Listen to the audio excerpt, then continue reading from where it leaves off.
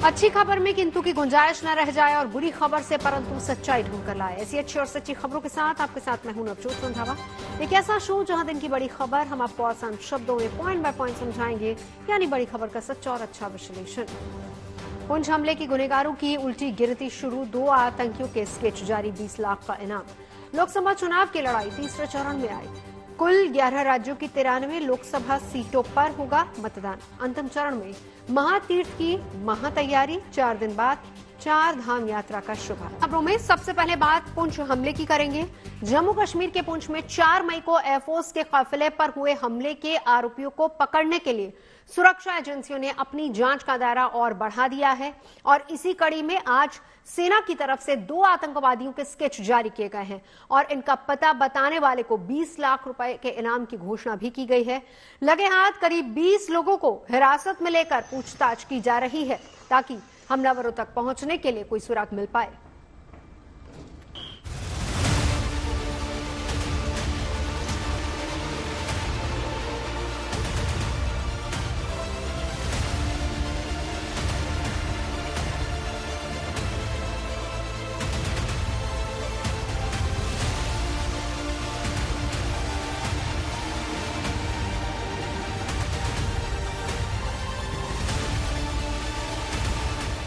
दो दिन पहले वायुसेना के काफिले पर हमले को अंजाम देने वाले इन 2 आतंकियों को सुरक्षा एजेंसियां तलाश रही हैं।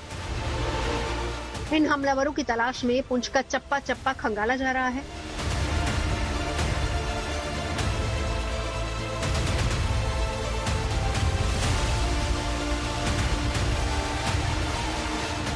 पुलिस और सेना के जवान मिलकर आसपास के जंगलों में सर्च ऑपरेशन चला रहे हैं।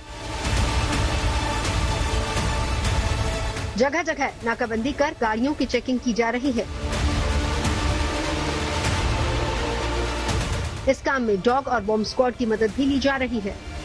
इस समय अगर हम देखें सुरनकोट क्षेत्र में अगर हम देखें तो यहाँ पर गहन तलाशी अभियान चल रहा है। काफी ये खतरनाक क्षेत्र है और इस समय भी अगर हम देखें तो भारतीय वायुसेना के जो जवानों पर जिस प्रकार से यहाँ पर हमला हुआ, अब उसके बाद यहाँ पर भारतीय सेना जो है, जम्मू कश्मीर पुलिस का जो विशेष दस्ता है, स्पेशल ऑपरेशंस ग्रुप, संयुक्त अभियान में लगे हुए हैं। गहन तलाशी अभियान चल रहा है और प्राथमिकता यही है कि उन आतंकवादियों का पता लगाया जा सके। लेकिन इस समय अगर हम देखें तो बख्तरबंद गाड़ियों में भारतीय वायुसेना के जवान जो है इस समय पूरी तरह से यहाँ पर गश्त कर रहे हैं। काफी ये चुनौतीपूर्ण क्षेत्र है। मैं अगर अपने कैमरा पर्सन से कहूँ आपको एक बार फिर यहाँ की तस्वीरें दिखाएं, घने जंगल हैं और इन जंगलों में आतंकियों का पता लगाना काफी कठिन कार्य है। यानी कि आतंकवाद विरोधक अभियान इस क्षेत्र में चलाना काफी जटिल कार्य रहता है क्योंकि ये घने जंगल हैं। यहाँ पर प्राकृतिक गुफाएं भी हैं जिनको कि हाइडआउट्स के तौर पर आतंकवादी इस्तेमाल करते हैं। आतंकियों के स्केच और 20 लाख के इनाम की घोषणा के अलावा करीब 18 से 20 लोगों को हिरासत में लेकर पूछताछ भी की जा रही है ताकि आतंकी और उनके मददगारों तक जल्द से जल्द पहुंचा जा सके। भारतीय सेना ने 2 स्केच जारी किए हैं और बताया जा रहा है कि ये जो स्केच हैं ये उन आतंकवादियों के हैं जिन्होंने भारतीय वायुसेना के काफिले पर हमला किया। भारतीय सेना ने स्थानीय लोगों से अपील की है कि अगर उनके पास इन दोनों आतंकवादियों के बारे में कोई जानकारी है तो लोगों को वो जानकारी सुरक्षा एजेंसियों के साथ साझा करनी चाहिए और अगर कोई भी व्यक्ति इन दोनों आतंकवादियों के बारे में जानकारी मुहैया करवाता है तो उस व्यक्ति को 20 लाख का इनाम भी मिलेगा। सुरक्षा एजेंसियों ने कई लोगों को डिटेन भी किया है इस क्षेत्र में, उनसे पूछताछ की जा रही है और जो जानकारी मिली है इस पूछताछ से, उसी जानकारी के आधार पर ये स्केच तैयार किए गए हैं। हाल के दिनों में सुरक्षा एजेंसियों ने बॉर्डर पर घुसपैठ की कई बड़ी साजिशों को नाकाम किया है और मुठभेड़ में भी कई आतंकियों को ढेर किया है, जिसमें चरण की वोटिंग अभी बाकी है। ऐसे में सुरक्षा एजेंसियों ने आतंकी संगठनों की हर साजिश को नाकाम करने के लिए पूरी ताकत झोंक दी है। जम्मू से सुनील जी भट्ट के साथ bureau report, good news today.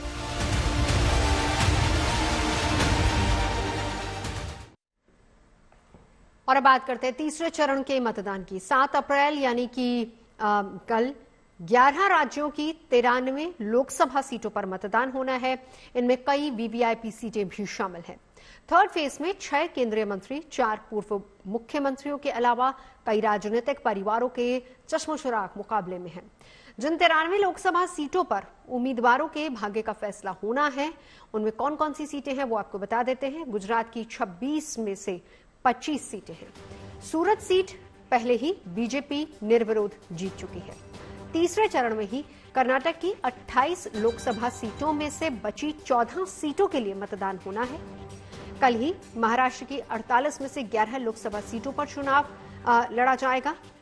इसके अलावा लोकसभा चुनाव के थर्ड फेज में उत्तर प्रदेश की 10 सीटों के लिए भी मतदाताओं की पसंद ईवीएम में कैद होनी है। तीसरे चरण में ही मध्य प्रदेश की 8 लोकसभा सीटों पर वोटिंग होनी है।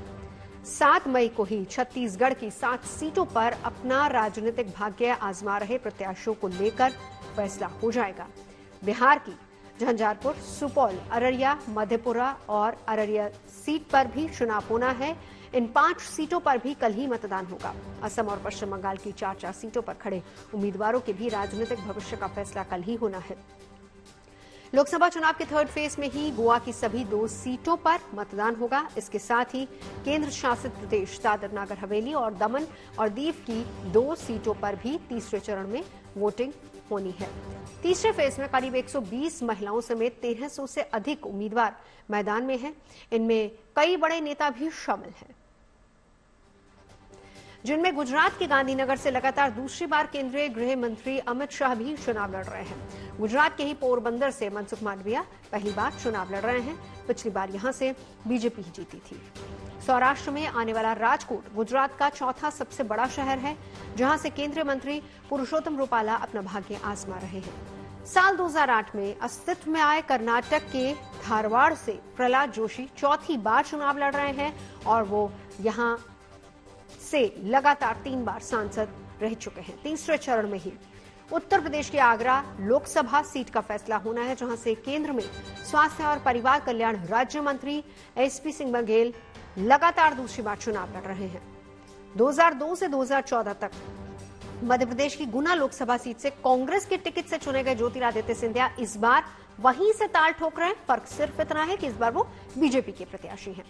मध्य प्रदेश की विदिशा सीट से पूर्व मुख्यमंत्री शिवराज सिंह चौहान चुनाव लड़ रहे हैं। करीब 17 साल तक मुख्यमंत्री रहने से पहले वो 5 बार विदिशा सीट से लोकसभा पहुंच चुके हैं।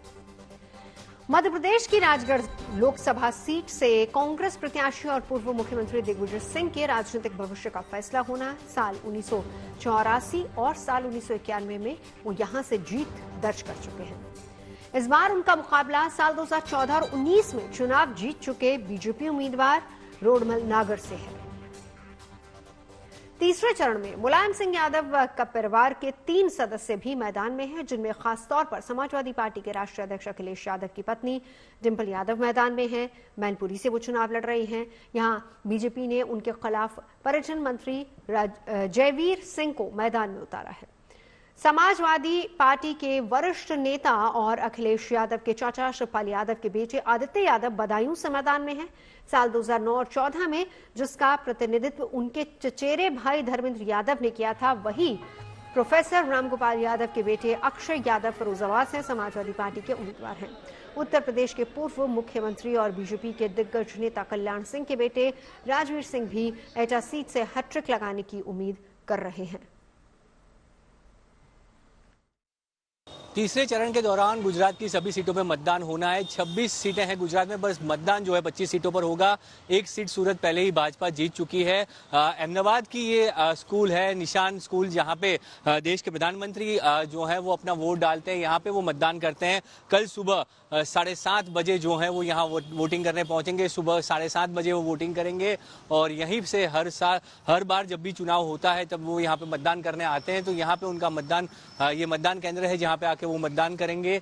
पूरी तैयारियां जो है पुलिस ने कर ली है। सुरक्षा व्यवस्था जो है चुस्त कर दी गई है। जिस तरह से प्रधानमंत्री का प्रोटोकॉल है उनको ध्यान में रखते हुए पूरी तरह से एसपीजी हो या फिर गुजरात पुलिस हो, तीनों त्रिस्तरीय जो सुरक्षा व्यवस्था होती है वो पूरी कर दी गई है। प्रधानमंत्री जो है आज ही गुजरात पहुंच जाएंगे और कल सुबह जो है यहाँ पे वो वोटिंग करेंगे। उनके साथ केंद्रीय गृह मंत्री भी मौजूद रहेंगे। पिछली बार भी केंद्रीय गृह मंत्री यहाँ पे साथ में मौजूद रहे थे, उनका परिवार भी यहाँ पे पहुंचा था। तो ठीक उस तरह इस बार भी केंद्रीय गृह मंत्री साथ में रहेंगे। होंगे उनका ये संसदीय क्षेत्र रहेगा। और अब जो मैं आपको तस्वीर दिखाना चाहूँगा, जिस तरह की यहाँ पे तैयारियां की गई हैं, रोड के दोनों साइड बैरिकेडिंग कर दी गई हैं। जब प्रधानमंत्री का काफिला यहाँ पे आएगा तो यहाँ पे जो है आम जनता के लिए जो है जो व्हीकल मूवमेंट है वो उसको रोक दिया जाएगा, पर लोग यहाँ पे चल के आ पाएंगे। प्रधानमंत्री की सुरक्षा को ध्यान में रखते हुए हर बार इस तरह का प्रोटोकॉल का पालन किया जाता है। इस बार भी ठीक उसी तरह जो है वो प्रोटोकॉल का पालन करते हुए सारी व्यवस्थाएं की गई हैं। पूरी तरह से यहाँ पे व्यवस्था हो चुकी है और अब जो है प्रधानमंत्री जब यहाँ पे पहुंचेंगे तब यहाँ पे जो भी लोग मौजूद होंगे वो उनका अभिवादन कर पाए, क्योंकि हमने देखा हुआ है कि जब भी प्रधानमंत्री आते हैं तो आसपास की जो सोसाइटियाँ हैं, जो बिल्डिंग है, वहाँ पे छत पे भी लोग खड़े रहते हैं। यहाँ पे सारी जगहों पे लोग खड़े रहते हैं और प्रधानमंत्री की एक झलक पाने के लिए बाहर खड़े रहते हैं। तो ठीक उसी तरह जो है कल भी वही तस्वीरें देखने को मिलेंगी। पूरी तैयारियां हो चुकी हैं, जो सुरक्षा के पुख्ता बंदोबस्त हैं वो भी कर दिए गए हैं और सारी तैयारियों के बाद जो है पुलिस भी यहाँ पे जो है रात से ही पूरी तरह से यहाँ पे पहुंच जाएंगी। एसपी जी ने भी रूट रिहर्सल कर लिया है, सब तैयारियां हो चुकी है। और अब बात चार धाम यात्रा की। 10 मई से शुरू होने जा रही उत्तराखंड की चार धाम यात्रा की तैयारियां करीब पूरी कर ली गई हैं। 10 मई को केदारनाथ धाम के कपाट खुलने जा रहे हैं, लिहाजा आज ऊखीमठ के ओंकारेश्वर मंदिर से बाबा केदार की उत्सव डोली पूजा पाठ के बाद केदारनाथ धाम के लिए रवाना हो गई है। पैदल डोली यात्रा के साथ ही बड़ी संख्या में भक्त चल रहे हैं और आर्मी का बैंड डोली यात्रा की अगुवाई कर रहा है।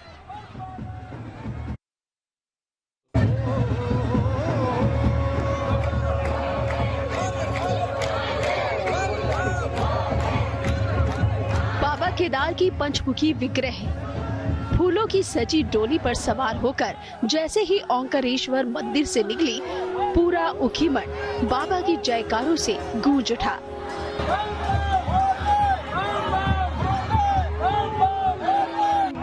क्या बच्चे और क्या बुजुर्ग, क्या महिलाएं और क्या पुरुष, हर कोई पंचमुखी विग्रह के दर्शन कर भक्ति में झूमने लगा।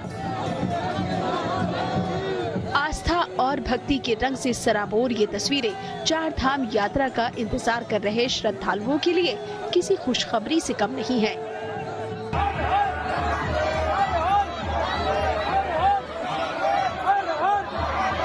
क्योंकि तीर्थयात्री पिछले 6 महीने से इस पल का बड़ी बेसब्री से इंतजार कर रहे थे और आज जब ये शुभ घड़ी आई तो भक्तों की खुशी का ठिकाना नहीं रहा।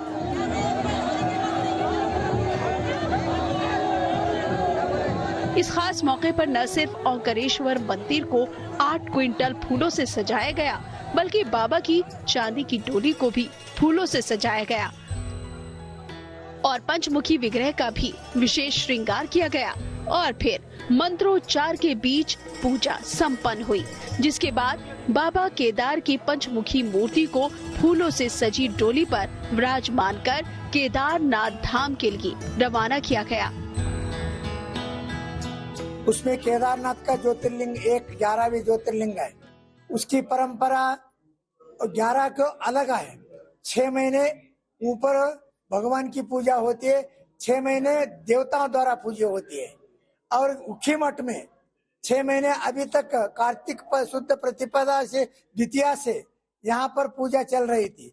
वो हमारे समिति के जो और हमारा परंपरा के अनुसार पुजारी जी शिवशंकर लिंग जी वो 6 महीने के संकल्प लेकर वहाँ पूजा करेंगे और हमारा आरसी तिवारी जी का सभी संभालेंगे ऊपर के हमारे कार्याधिकारी।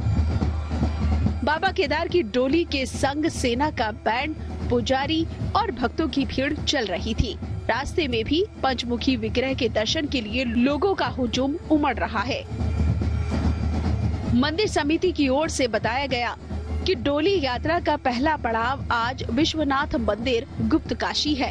7 मई को डोली यात्रा भाटा पहुंचेगी, 8 मई को गौरीकुंड और 9 मई को केदारनाथ धाम और 10 मई को सुबह 7 बजे केदारनाथ मंदिर के कपाट भक्तों के लिए खोल दिए जाएंगे।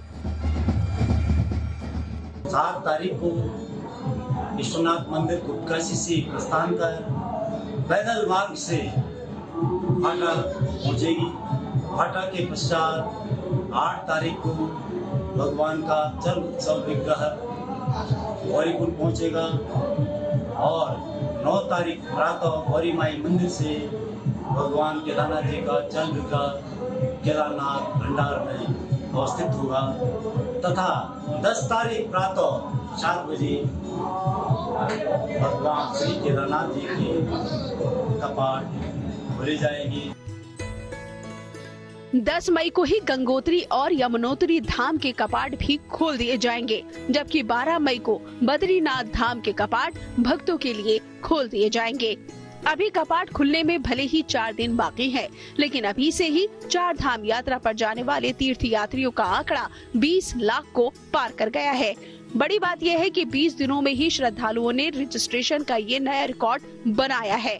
इन श्रद्धालुओं की सुगम और सुरक्षित यात्रा के लिए राज्य सरकार ने पूरी ताकत झोंक दी है। लगातार उत्तराखंड आने वाले लोगों की संख्या में बढ़ोतरी हो रही है। हर साल ये संख्या बढ़ रही है। हम जिस प्रकार के आंकड़े देखते हैं, इस बार भी यात्रा को लेकर बहुत उत्साह है। हमने कहा है कि पहले दिन जिस दिन यात्रा प्रारंभ होगी, धामों के कपाट खुलेंगे, पुष्प वर्षा हेलीकॉप्टरों से होगी। सभी व्यवस्थाएं सुनिश्चित करने का काम, उनको पूरा करने का काम जहां सरकार के द्वारा हो रहा है। स्वास्थ्य विभाग के लोग भी अपने ATM से लेकर तमाम स्वास्थ्य कर्मियों की टीम को लगाने का काम कर रहे हैं। उत्तराखंड के लोगों के लिए विशेषकर, क्योंकि हम होस्ट हैं, मेजबान हैं, हम सबका ये दायित्व बनता है कि ये यात्रा हमारी पिछले सालों के जो हमारे अनुभव हैं, उन अनुभवों से सीखते हुए कि उसमें कहीं कोई कमी रह गई हो, कोई न्यूनता रह गई हो, तो उसको और अच्छा करें।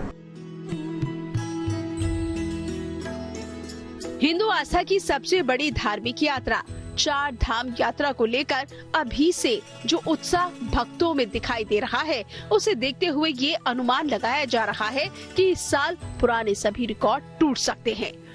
रुद्रप्रयाग से प्रवीण सेमवाल और देहरादून से अंकित शर्मा के साथ bureau report, good news today.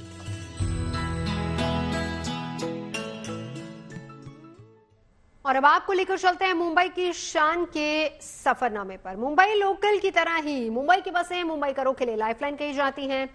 घोड़े की ट्रॉम से शुरू हुआ बेस्ट का ये सफर अब इलेक्ट्रिक से चलने वाली देश की पहली AC डबल डेकर बस की यात्रा तक पहुंच चुका है। मुंबई में परिवहन की सुविधा देने वाले बेस्ट ने अपने 150 साल पूरे कर लिए हैं। बेस्ट 1874 से परिवहन सेवाएं दे रहा है और खास मौके पर बेस्ट के सफर को दिखाने के लिए पब्लिक के लिए प्रदर्शनी भी लगाई गई।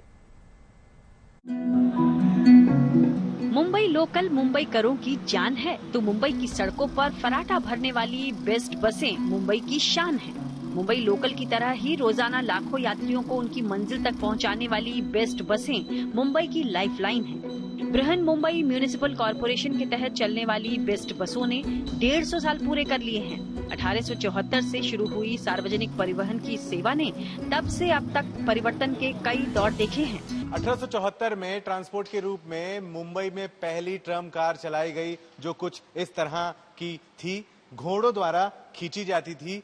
ये जो घोड़ा है इस ट्रम कार को जो है मौके पर ले जाता था और जब वापस आना होता था तो इसी घोड़े को घुमा करके ला करके यहाँ पर बांध दिया जाता था और फिर दोबारा इसी ट्रम कार को खींचा जाता था। जो जानकारी है उसके हिसाब से 2 घोड़े मिलकर लगभग 40 यात्रियों को खींचते थे, जबकि एक घोड़े से 25 यात्री खींचे जाने लग गए। ट्रम कार के बाद दूसरी जो बस आई वो इलेक्ट्रिक बस आई, जो इलेक्ट्रिक के जरिए चलती थी। बढ़ती ट्रैफिक के चलते, बढ़ती भीड़ के चलते आखिरकार ट्रम बसें बंद होने लगी और इस तरह से 1964 में इलेक्ट्रिक से चलने वाली ये बस आई। लगभग 10 साल इसने यात्रियों को सेवा दिया, उसके बाद ये भी विलुप्त हो गई। इस म्यूजियम में बेस्ट बसों की पूरी जर्नी मिनिएचर फोटोग्राफ्स के जरिए दिखाई गई हैं। साथ ही अलग अलग देशों के नोट और सिक्के भी इस म्यूजियम में लोगों के आकर्षण का केंद्र बने हुए हैं। चलिए आपको बताते हैं बेस्ट ने 150 सालों की अपनी यात्रा कैसे तय की। 1873 में बम्बई में ट्राम चलाने के लिए कंपनी बनी, जिसका नाम था बॉम्बे ट्रामवे कंपनी। नवंबर 1905 में इस कंपनी ने वाडी बंदर में एक थर्मल पावर स्टेशन चालू किया। इस पावर स्टेशन से ट्राम को बिजली दी गई और कंपनी का नाम Bombay electric supply and tramway रखा गया। 1947 में बेस्ट म्यूनिसिपल कॉरपोरेशन की अंडरटेकिंग बनी और इसका नाम Bombay electric supply and transport रखा। 1995 में बम्बई का नाम मुंबई रखे जाने पर बेस्ट का नया नामकरण Brihan Mumbai electric supply and transport हुआ, जो कि आज तक है। तो आप भी अगर बेस्ट बसों के गौरवशाली इतिहास को देखना समझना चाहते हैं, उसे करीब से महसूस करना चाहते हैं, तो म्यूजियम आपका इंतजार कर रहा है। मुंबई से धर्मेंद्र दुबे के साथ bureau report, good news today. खबरें सच्ची होनी चाहिए, अच्छी खुद ब खुद लगती हैं। Navjot Randhawa signing off. आप सुनते रहिए गुड न्यूज और देखते रहिए गुड न्यूज टुडे।